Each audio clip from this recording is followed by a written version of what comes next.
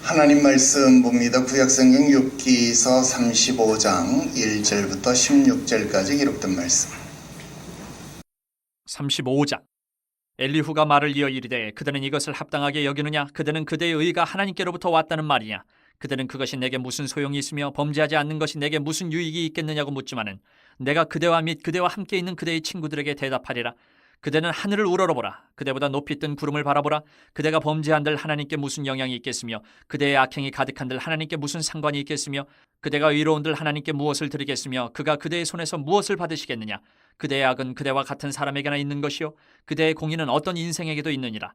사람은 학대가 많음으로 부르짖으며 군주들의 힘에 눌려 소리치나 나를 지으신 하나님은 어디 계시냐고 하며 밤에 노래를 주시는 자가 어디 계시냐고 말하는 자가 없구나. 땅의 짐승들보다도 우리를 더욱 가르치시고 하늘의 새들보다도 우리를 더욱 지혜롭게 하시는 이가 어디 계시냐고 말하는 이도 없구나. 그들이 악인의 교만으로 말미암아 거기에서 부르짖으나 대답하는 자가 없음은 헛된 것은 하나님이 결코 듣지 아니하시며 전능자가 돌아보지 아니하심이라. 하물며 말하기를 하나님은 배울 수 없고 일에 판단하심은 그 앞에 있으니 나는 그를 기다릴 뿐이라 말하는 그대일까 보냐. 그러나 지금은 그가 진노하심으로 벌을 주지 아니하셨고 악행을 끝까지 살피지 아니하셨으므로 욥이 헛되이 입을 열어 지식 없는 말을 많이 하는구나. 오늘은 엘리후의 세 번째 이야기를 들어볼 차례입니다. 오늘 종교개혁 주일이라는 것을 알고 그랬는지 엘리후가 협조를 해주고 있습니다. 본문이 16절밖에 안 돼요. 그죠? 굉장히 짧습니다. 거기에다가요 살펴볼 내용도 없어요. 굉장히 짧아요. 그래서 오늘은 크게 두 가지만 살피면 됩니다. 크게 두 가지인데 길지도 않아요. 그래서 오늘은 정말 짧게 빨리 끝날 것 같아요. 오늘은 두 가지만 말씀을 드리려고 합니다. 첫 번째, 엘리후는요 인간의 어떤 경건 또 인간의 어떤 공적도 하나님께 보상을 요구할 권리가 없다. 아주 이런 멋진 이야기를 하고 있습니다. 자, 엘리후가요 오늘 세 번째 이야기를 하면서 욥이 주장했던 말 가운데 다시 반박하고 싶은 말을 가져왔습니다. 그게 뭐냐면 하나님이 자기를 부당하게 다루었다라고 비난하면서 자기는 의롭다라고 주장하는 그 말을 또 가져옵니다. 그게 34장 9절에서 욥이 사람이 하나님을 기뻐하나 무익하다라고 했던 그 말입니다. 22장 2절 말씀에 보면 사람이 어찌 하나님께 유익하게 하겠느냐 그렇게 질문 아닌 질문을 하면서 불평했던 그 이야기를 쏟아냈던 적이 있었습니다. 바로 그 이야기를 한 것이죠.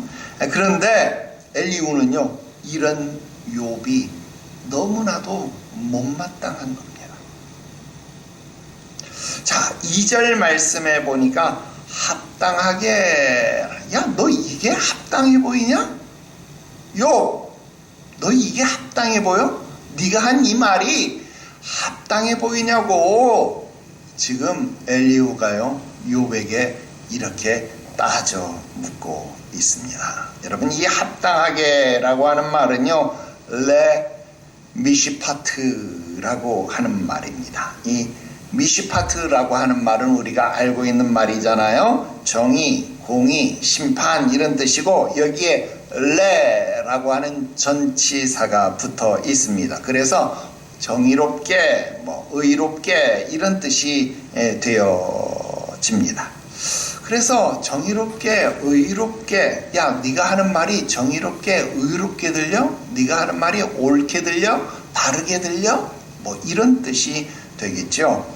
여러분, 오늘날 우리가 살아가는 이 세상 속에서 온통 자기 중심적 그런 확정 편향에 사로잡혀 살아가더라 하는 것입니다.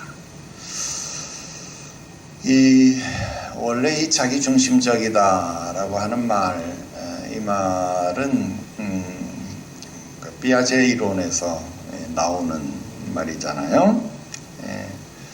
유아기 때 보면 이 아이들이 그런 말 하잖아요. 우리 어릴 때 여러분 상상을 해보면 이 어릴 때 그런 생각 많이 하죠.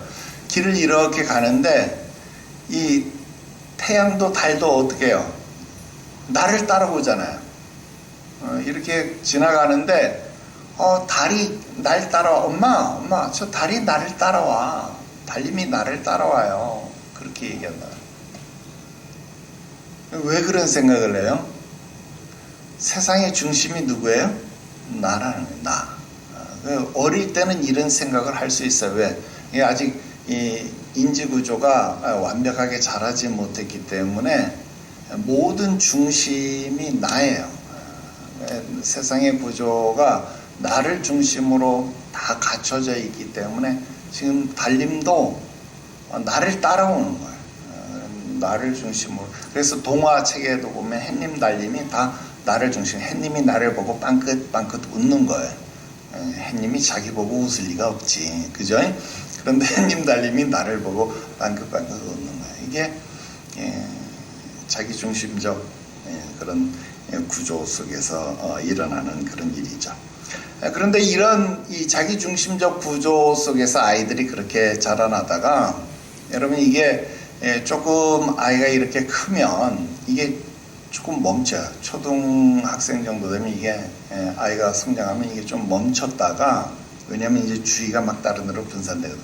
근데 이게 일명 질풍노도의 시기가 되면요, 이게 다시 또 폭발을 해요. 막 이게 아주 세상의 모든 것이 또 자기중심적으로 재편되기 시작합니다. 그래서 여러분, 세상은 자기 앞에 관심이 1도 없어. 하나도 자기 앞에 관심이 없는데, 여러분 청소년기 되면 세상 모두가 자기를 바라보는 것만 같아. 세상 모두가 다 자기를 바라보는 것 같아가지고 사춘기 때가 되면 야, 뭘 째려보냐? 야, 뭘 보나봐? 다 그러죠. 그리고 또 다 자기 얘기만 하는 것 같아. 다 자기 얘기만 하는. 야, 뭐라고 시벌거리냐? 뭐 이렇게 그냥 온통 막 다 쏘아붙여. 그냥 공격성이 얼마나 증대되는지 몰라. 그래서 야, 나 비웃냐? 지금 내 말 하냐? 막 그냥 들이받을 때만 막 찾아가지고 그냥 다 공격하는 겁니다. 그리고 이게 다시 성인이 되어지면 그게 아니구나.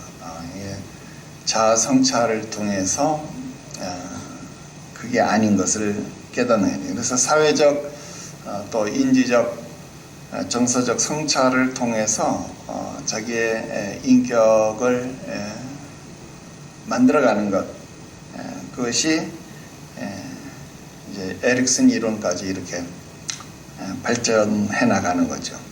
그런데 지금 우리가 살아가는 이 사회 구조를 이렇게 보면 이게 이렇게 쭉 발전해 나가야 되는데 이게 어딘가 가서 딱 무너진 것 같아.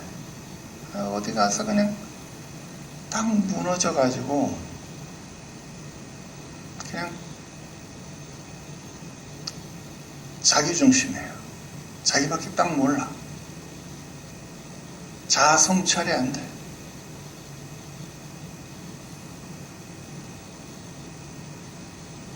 자기들끼리 그냥 옳은 것, 자기 세계 속에 딱 갇혀 있어요. 그래서 어른이 돼서 자기 성찰하고 좀 인격적으로 사람이 좀 고상하게 이렇게 변하고 좀 남 이야기도 듣고 남의 생각도 좀 받아들이고 좀 이런 모습으로 사람들이 변해가야 되는데 그게 안 되는 것 같아요. 유튜브 때문에 그러나 내가 이런 것들을 좀 이제 연구를 좀 해야 되는데 시간이 없어서 연구를 못하네.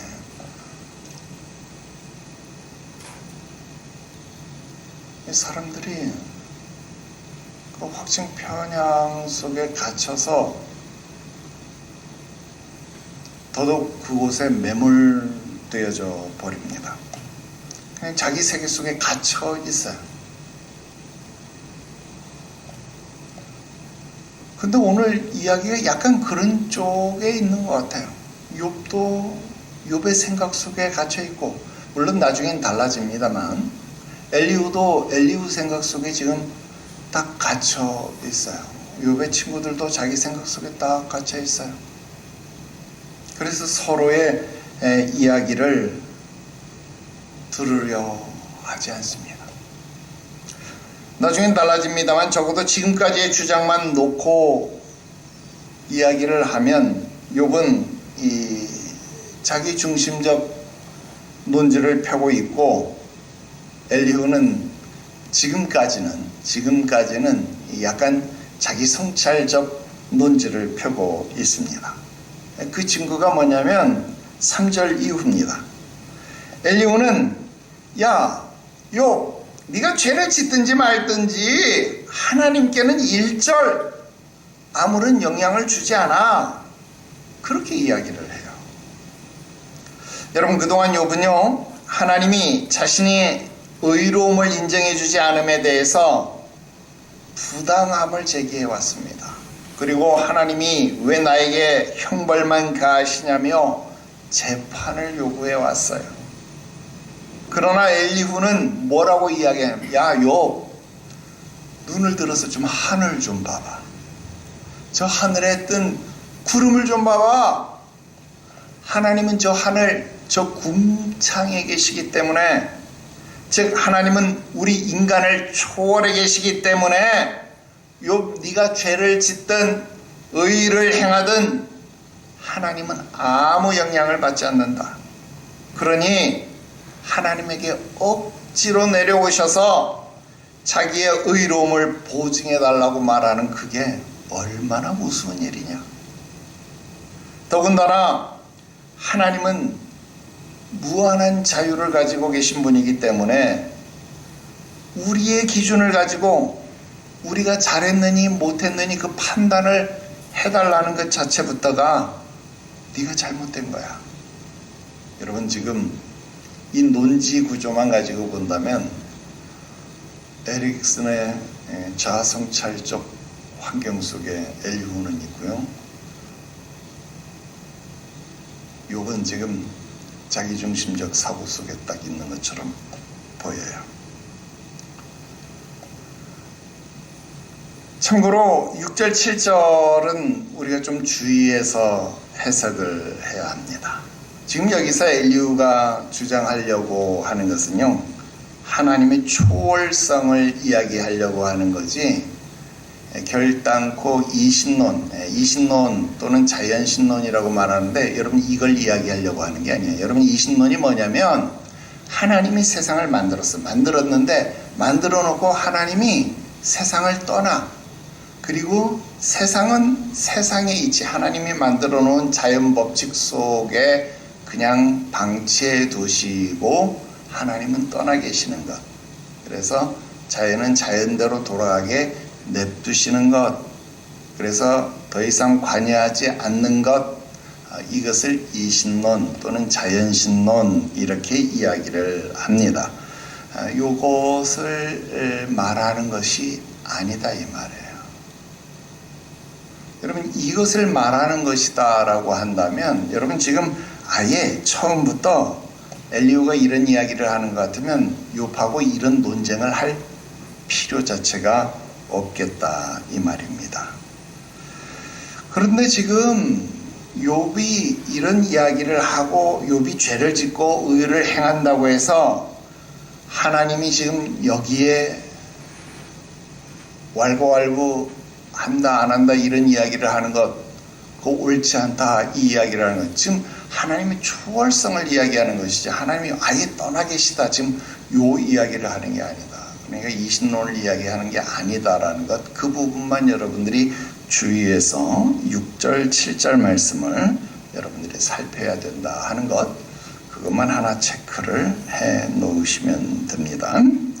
자, 그렇다면 8절 말씀은 무엇이냐. 자, 하나님이 네가 죄를 짓든 말든 하나님은 아무런 영향을 받지 않아. 그러면 8절은 뭐냐.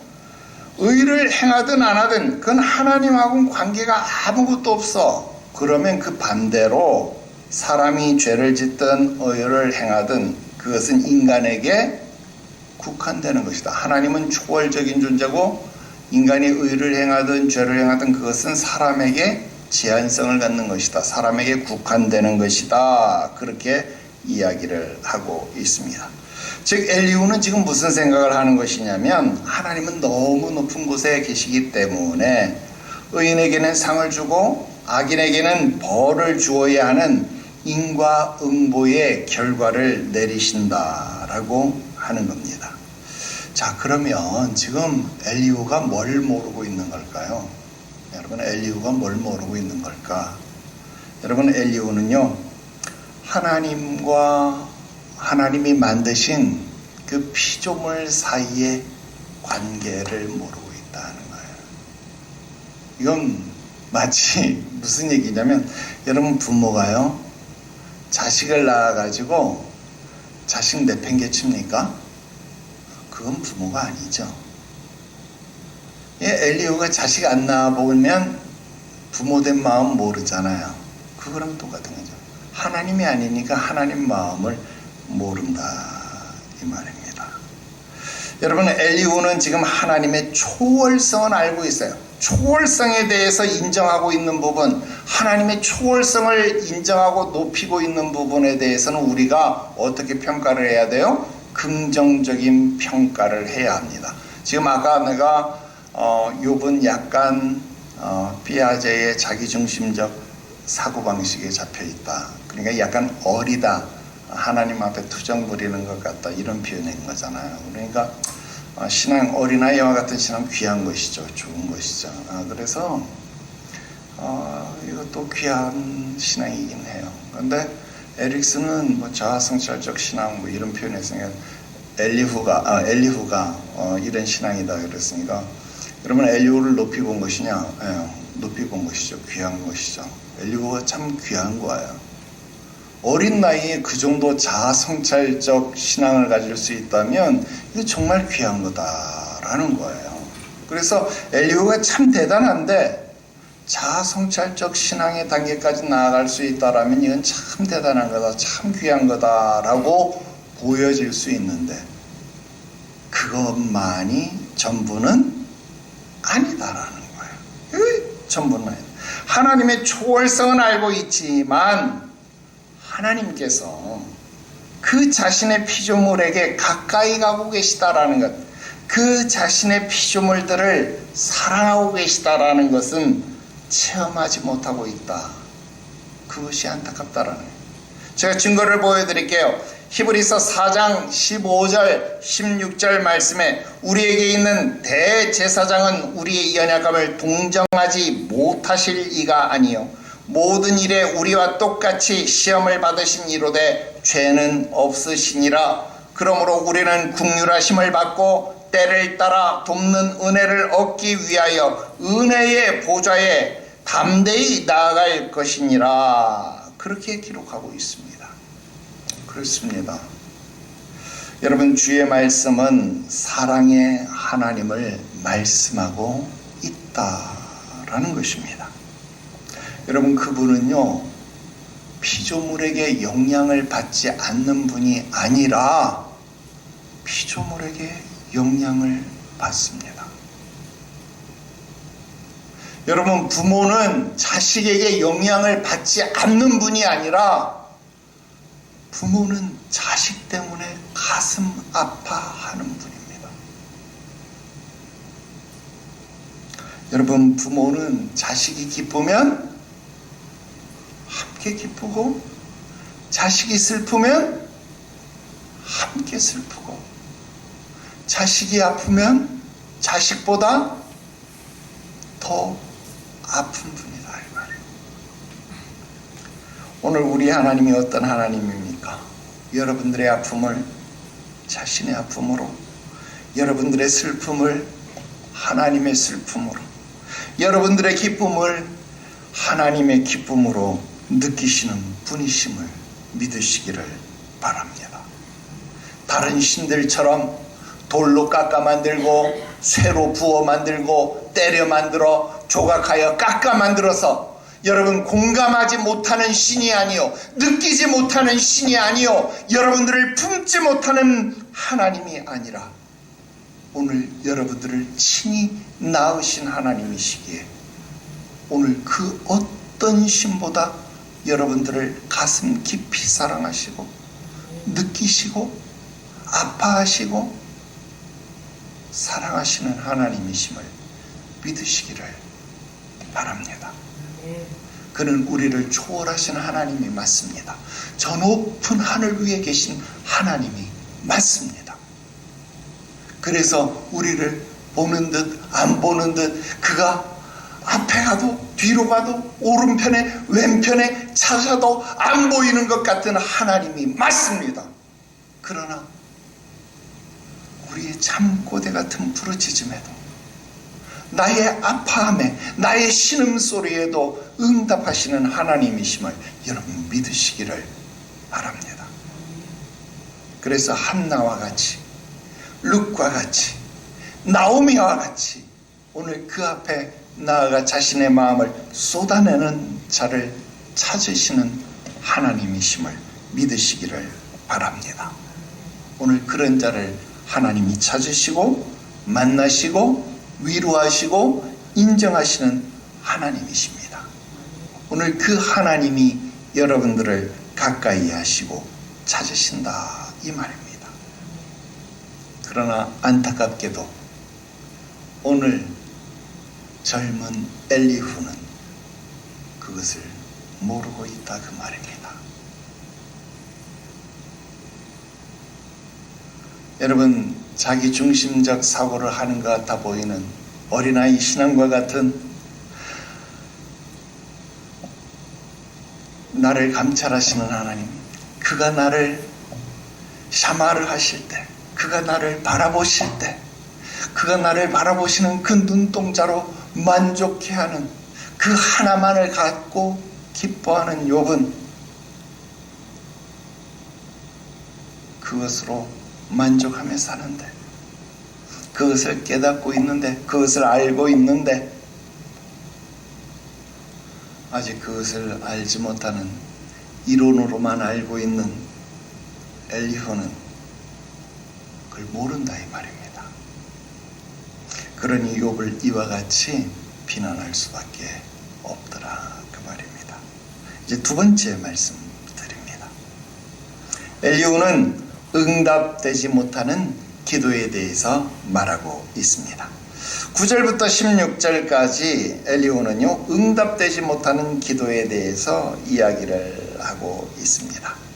한 줄로 요약을 해보면요, 올바르지 못한 부르짖음 때문이다, 그렇게 이야기를 하는 겁니다.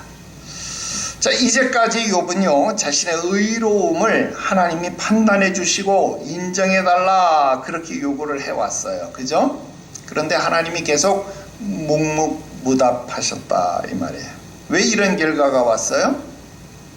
응? 왜 응답되지 못하는 거예요? 엘리후가, 야 욥, 네가 원망하는 게 올바른 거냐? 그거 먼저 판단해 봐야지, 그렇게 말하는. 9절에 이 학대라고 번역된 이 말은 아슈킴이라고 하는 말인데요, 이 말은 압박을 가하다, 사기를 치다, 폭력을 행하다 라고 하는 뜻의 이 아샤크라고 하는 말의 명사형입니다. 주로 권세자 또는 이 국가의 권력 남용 또는 폭압을 표현하는 말입니다. 그런데 이 9절에 보면 이게요, 복수형으로 쓰여 있습니다. 그러니까 그 강도가 더 센 것을 나타내는 말이 되겠죠. 자, 그러니까 이런 학대가 더 강한 상황이니까, 이런 상황이면 당연히 고난당하는 자는 부르짖는 것이 마땅하겠죠. 그리고 하나님을 불공정하다고, 불의하다고 원망하게 될 것이다 라는 거예요. 그런데 엘리후는요, 이런 상황 속에서 참 우리 형처럼 말해. 멋떨어지기, 나는 정감 있게 말하는 우리 형은 멋떨어지게 말하거든, 정없게 말하거든. 우리 형처럼 말해. 엘리후는 다르게 말한다 이 말이에요. 10절 11절처럼 말해. 어떻게 말하고 보니 또 이렇게 말했네. 10절 11절처럼 말하는데요. 사람은 좀 달라야 될 거 아니야. 어떻게 달라야 되냐? 땅의 짐승들, 하늘의 새보다 지혜로운 존재가 돼야 된다라는 거예요. 땅의 짐승, 하늘의 새보다 지혜로운 존재니까 야, 고난당할 때도 노래를 불러야지. 맨날 죽어가는 소리만 하면 되겠냐? 야, 고난 중에서도 좀 밤에 노래를 불러야지. 고난당하면서 비명을 지르지 누가 노래를 부르겠어. 고난당하는데. 지금 학대를 당하잖아. 학대도 보통 학대가 아니고 지금 복수형 학대라고. 그러니까 이건요,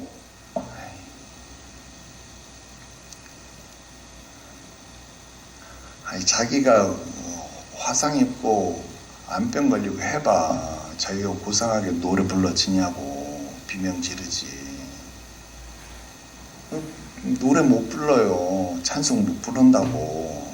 비명 지른다고. 근데 밤중에 노래할 수 있어야 되는데 지금 엘리후가 지금 그 말하는 거예요. 욥 보고 야, 욥 너 왜 맨날 죽어가는 소리 해? 좀 찬송 좀 불러. 노래 좀 해봐. 이렇게 이야기하네요. 여러분 이게 뭐예요? 바로 젊은이의 한계다 그 말입니다. 아직 경험해보지 못한, 내가 이랬잖아요. 그죠? 아버지 돌아가시기 전까지 맨날 왜 덕스럽지 못하게 펑펑 우냐고 전도사가 주책맞기실이 성도들 앞에서 울기만 하고. 근데 내가 그렇게 울 줄 알았나? 근데 이제는 남의 장례식 가도 내가 막 울더라고. 이제는 눈물샘이 막 열려가지고. 이게 경험해 보니까 그 다음에는 이게 되더라고요. 나 정집사님 아버님 돌아가시는데 거기 가서도 난 눈물이 나더라니까. 한 번도 못 뵌 아버님인데 그 아버님 돌아가셨는데 내가 눈물이 나. 여러분 30세까지 혁명을 말하지 않으면 사나이가 아니래요. 그런데 60세 넘어서까지 혁명을 말하면 그는 바보래요. 이게 서양 속담입니다. 엘리후는요, 혈기 왕성함 충분히 인정할 만합니다. 그의 주장에 틀린 게 하나도 없습니다. 그러나 이게 전부가 아닙니다. 노인이 젊은이에게만 할 수 있는 특허권 있는 말이 있습니다. 너 늙어봤냐? 나 젊어봤다. 이거 특허권 있는 말입니다. 젊은이는 할 수 없는 말. 나이 든 사람만 할 수 있는 말. 너 늙어봤냐? 나 젊어봤다. 이거 나이 든 사람만 할 수 있는 말인데요. 이거 너는 안 늙어봤잖냐. 나는 근데 젊어봤어. 그러니까 나는 너의 경험도 있고 지금 내 나이의 경험도 있다. 그 말입니다. 지금 엘리후는 젊기 때문에 이 나이의 경험을 모르는 겁니다. 지금 이 은혜의 경험을 모르는 겁니다. 그러니까 지금 이 이야기를 할 수 있습니다. 너 고난 중에도 짐승보다 나아야지, 새보다 나아야지. 그러니까 밤중에 노래를 부르는 그런 게 있어야지. 아직 고난을 당해보지 않았기 때문에 그럴 수 있습니다. 충분히 그럴 수 있습니다. 13절 헛된 것, 문자적으로 보면요, 공허하다, 허무하다, 가짜다, 뭐 그런 뜻입니다. 그러면 10계명에 3계명 여호와의 이름을 망령되게 부르지 말라. 그 망령되다라는 말이 바로 이 말입니다. 헛되다 그 말입니다. 이 욥의 부르짖음이 바로 그 망령된 부르짖음이다라는 거예요. 헛된 부르짖음이다 이 말이에요. 그런 헛된 부르짖음이기 때문에 하나님이 응답하지 않았다 그 말입니다. 하나님이 돌아보지 않았다 직역을 하면 하나님이 관심을 두지 않는다 그런 뜻입니다. 욥이 하나님을 향하여 부르짖었지만 죽어가는 소리를 했지만 하나님은 그 부르짖음에 응답하지 않았다라는 거예요. 관심을 두지 않았다라는 겁니다. 여러분, 욥이 하나님 앞에 자신의 아픔을 아뢰는 것이 망령된 겁니까? 아니잖아요. 자식이 부모에게 엄마 나 아파, 엄마 나 괴로워 이 말하는 게 망령된 겁니까? 헛된 겁니까? 가짜입니까? 아니잖아요. 성경이 우리에게 그렇게 말합니까? 아니잖아요. 시편 50편 15절 말씀에 환난 날에 나를 부르라 내가 너를 건질 것이다. 그것이 나를 영화롭게 할 것이다. 성경은 그렇게 말합니다.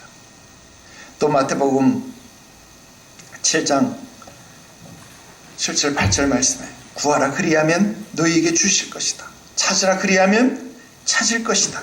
문을 두드리라 그리하면 너희에게 열릴 것이다. 구하는 이마다 찾을 것이요 찾는 이가 찾을 것이요 두드리는 이에게 열릴 것이다 라고 말씀했습니다. 여러분, 기도는요 성도들의 특권입니다. 여러분, 아프다고 괴롭다고 힘들다고 하나님 앞에 말하는 것, 자녀들, 하나님을 아버지로 둔 자녀들의 마땅한 권리입니다. 하나님 앞에 아뢰십시오. 그것은 망령된 것이 결단코 아닙니다. 하나님이 기뻐 들으십니다. 결론입니다. 오늘 말씀의 제목, 하나님께 무슨 영향이 있겠느냐?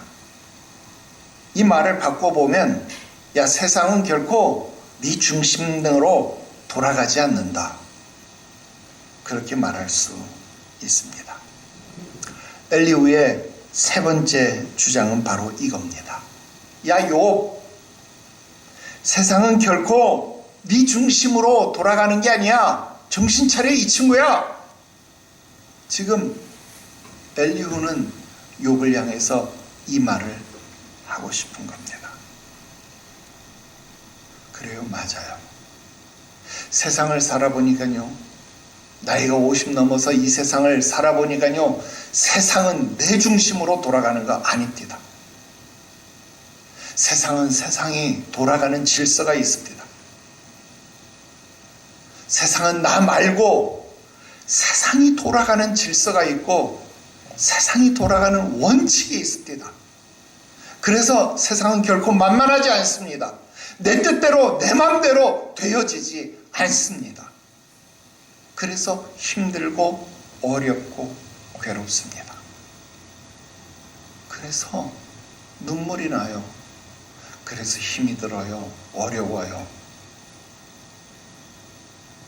그래서 낙담이 돼요.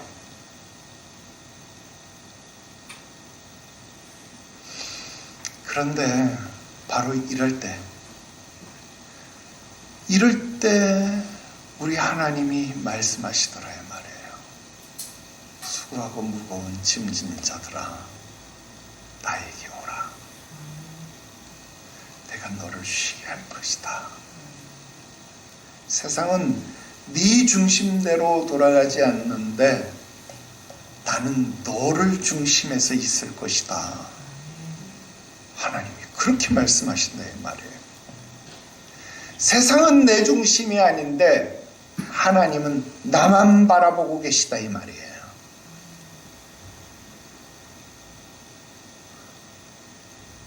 세상의 주인이신 하나님이 나만 바라보신대요. 여러분, 안 놀래요? 세상은 내 중심이 아닌데 세상의 주인이신 하나님이 나만 바라보신대요.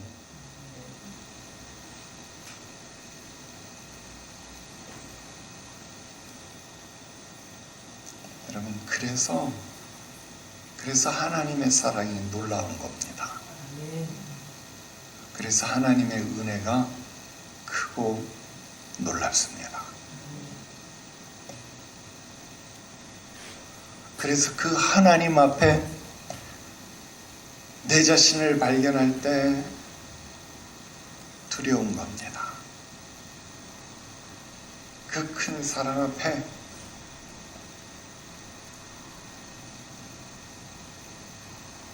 나의 자금이, 나의 무익함이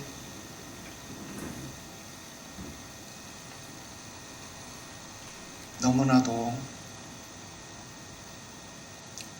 떨리는 겁니다. 욥기서 42장이 어느덧 눈앞에 다가와 있습니다.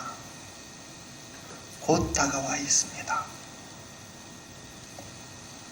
욥이 만날 하나님, 귀로만 듣던 하나님, 그 하나님이 그의 눈앞에 어떻게 펼쳐질지, 오늘 여러분들이 만날, 여러분들이 눈으로 대면할 하나님이 어떻게 여러분들 앞에 서 계실지 오늘 여러분들이 기도하며 준비하며 그 하나님 소망하시기를 주 예수의 이름으로 축원합니다. 오늘 여기까지입니다. 기도하겠습니다.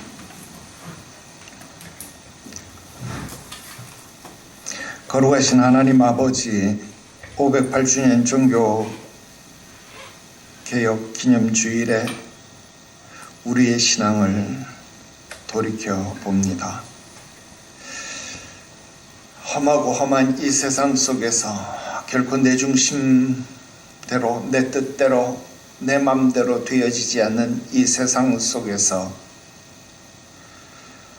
나의 무익함, 나의 연약함을 오늘도 또다시 느끼며 절망하며 하나님 앞에 고백합니다. 이 부족함, 이 연약한 나를 오늘도 사랑해 주시니 감사합니다. 오늘도 우리를 부르시는 하나님, 오늘도 우리를 귀히 여기시는 하나님,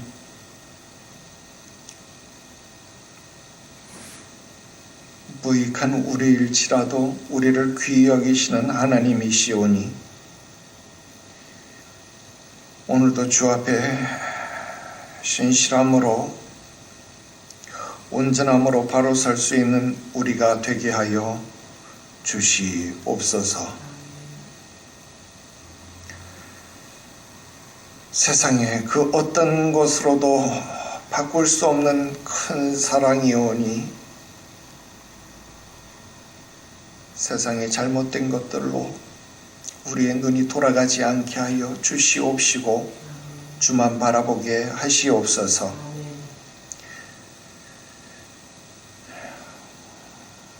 오직 믿음으로, 오직 은혜로, 오직 말씀으로, 오직 예수 그리스도로 하나님의 영광만 위하여 살아가는 우리와 우리 가정, 우리 교회 되게 하시옵소서.